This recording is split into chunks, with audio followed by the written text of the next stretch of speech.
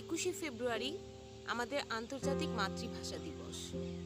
1952 সালের 21শে ফেব্রুয়ারির ভাষা আন্দোলনে শহীদ হন সালাম, রফিক, বরকত, জব্বার, শফিউর সহ আরও অনেক তাজা তরুণ প্রাণ। খালি হয়ে যায় কত মায়ের বুক। সেই সকল ভাষা শহীদদের স্মরণে আজ আমি আবৃত্তি করছি কবি আল মাহমুদের 21-এর কবিতা।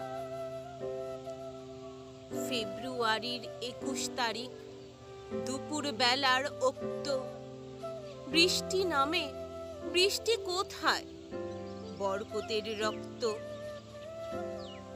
হাজার যুগের সূর্য তাপে জ্বলবে এমন লাল যে, সেই লোহিতেই লাল হয়েছে কৃষ্ণচূড়ার ডাল যে।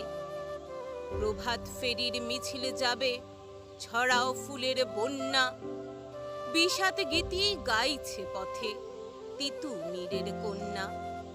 চিনতে নাকি সোনার ছেলে ক্ষুদিরামকে চিনতে? রুদ্ধশ্বাসে প্রাণ দিল যে মুক্ত বাতাস কিনতে। পাহাড় তলির মরণ চূড়ায় ঝাঁপ দিল যেই অগ্নি, ফেব্রুয়ারির শোকের বসন পড়ল তারি ভগ্নি।